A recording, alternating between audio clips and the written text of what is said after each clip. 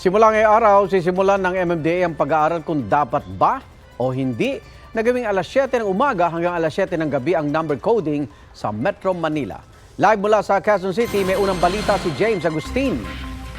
James? Gang, good morning. Isang buong linggo yung isasagawang obserbasyon ng MMDA sa sitwasyon ng traffic dito sa Metro Manila para malaman kung ipatutupad na ba yung pagtatanggal sa window hours ng number coding scheme. Marami igan dun sa mga nakausap ko mga motorista ang pabor dyan at meron din namang hindi. October 6 pa aprobado ng Metro Manila Council ang panukala na tanggalin na ang window hours sa number coding scheme. Pero hindi pa ito ipinatutupad hanggang sa ngayon ng MMDA. Mula kasi ngayong araw hanggang November 12, pag-aaralan muna nila ang daloy ng trapiko at kung dapat na gawing 7 a.m. to 7 p.m. ang number coding sa Metro Manila. Pabor sa pag-adjust ng oras ng number coding ang ilang motorista na aking nakausap. Para sa akin po, pabor ako dahil siyempre para mabawasan na rin yung traffic. Lalo na ngayon, mag-Christmas. Yes po, season ngayon eh. Pag number coding talaga, dapat hindi mo nilalabas yung kotse mo. So, 7 to 7 is okay. Yun. People really just have to adjust sa laws. Pero meron din namang hindi pabor tulad ni Joel. Nagaling pang Antipolo at arawan ng biyahe patungong Pasay para pumasok sa trabaho. Hindi pala sagot yung coding sa traffic eh.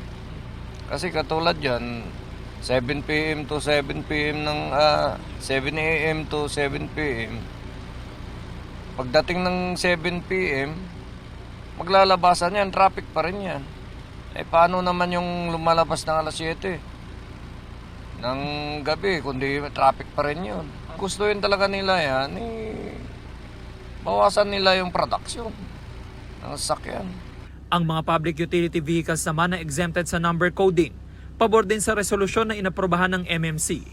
Mas maganda pa siguro kung ibalik yung dati na pag-coding ka talaga, hindi ka bibiyahe. Di siyempre, baka lumuwag yung daan natin.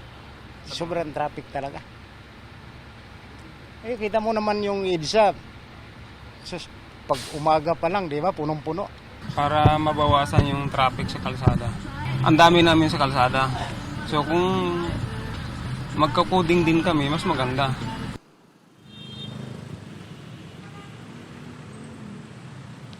Samantala, Igan, heavy cut na po yung traffic dito sa southbound lane ng EDSA. Nagsimula po yan kanina pang bago mag alas 6 ng umaga. At syempre, marami na rin nagbabalikan galing sa probinsya dito sa Metro Manila. At araw na Lunes ngayon na trabaho na naman ng mga kapuso natin. At simula ngayong araw po hanggang November 12 yung sasagawang obserbasyon ng MMDA sa daloy ng traffic dito sa Metro Manila. At antabayan na natin kung ano yung magiging desisyon ng ahensya kaugnay sa pagtanggal ng window hours sa number coding scheme.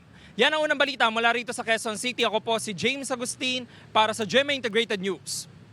Igan, mauna ka sa mga balita. Mag-subscribe sa GMA Integrated News sa YouTube. Sa mga kapuso abroad, subaybayan nyo kami sa GMA Pinoy TV at sa www.gmanews.tv.